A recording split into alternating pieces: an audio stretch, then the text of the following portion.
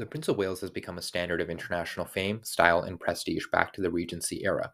From horses to airplanes, the Prince of Wales has been at the forefront of the world's finest things. So, just how rich is the Prince of Wales? With the ascension of King Charles, the new Prince of Wales is inheriting a multi billion-pound asset, the Duchy of Cornwall. To understand it all, we need to understand the title. Established in 1301, the title was designed to symbolize the conquest of Wales by Edward I of England. It was in this year that Edward named his heir as the first Prince of Wales in the modern understanding. Becoming Prince of Wales also affords other titles. While Prince William was the Duke of Cambridge for most of his adult life, he is now also the Duke of Rothesay and the Duke of Cornwall. The Dukedom of Cornwall specifically yields a special privilege, the aforementioned Duchy of Cornwall. So, what is the Duchy of Cornwall? Established on March 17, 1337, the duchy essentially acts as a holder of assets for the eldest son of the British monarch, designed to provide the heir of the throne an income for their maintenance. Principally, the duchy is a landlord, controlling some 135,000 acres of England, or 531.3 square kilometers of land, roughly equivalent of 0.2% of UK land across 23 counties. This includes estates in Devon, Herefordshire, and almost all of the Isles of Scilly. The duchy owns a variety of real estate from farming, commercial, residential, and investment properties. As of recent accounting, there are over 600 residential units and 700 agricultural tenants on the lands owned by the duchy. Beyond typical real estate assets, the duchy owns the Oval, the famous British cricketing ground in South London, as well as Dartmoor Prison in Devon. Almost all of the land owned by the duchy is tenanted out, so the primary revenue generated is through rental income. The land also generates a significant amount of produce. Enter the Waitrose Duchy Organic Foods Company, owned by the Prince of Wales Charitable Fund. All proceeds from this company are donated to charity. This was initially designed as a company to sell excess organic foods and produce from the prince's properties. So it's been established that the Prince of Wales is a corporate level landlord, but just how much money does this kind of ownership yield? Let's look at history, starting with one of the most infamous Prince of Wales, the Regent, or the future King George IV. As Prince of Wales, he spent profligately. At the age of 21, he had an annual income of £50,000, or roughly £7.6 million in modern currency.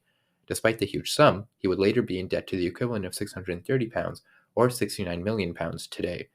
Part of the reason creditors were so willing to loan him money was due to the vast estates controlled by the Duchy of Cornwall, as well as the potential for Parliament to jump in and settle his debts, which they did do.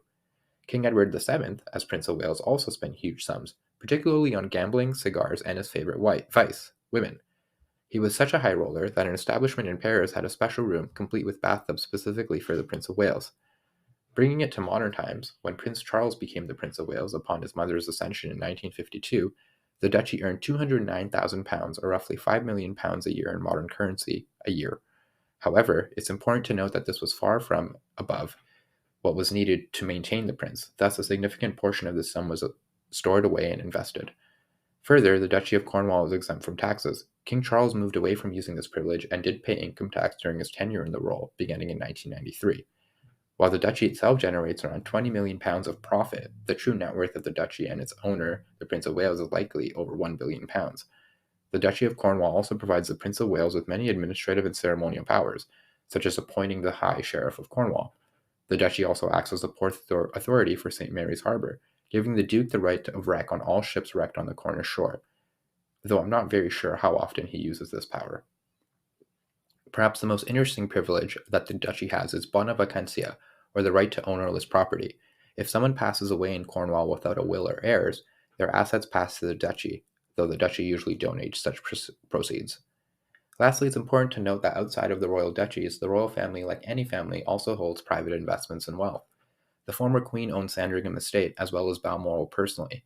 She also owned non-traditional assets like racehorses and the royal stamp collection valued in the hundreds of millions. The family wealth has also been further buoyed by marriage.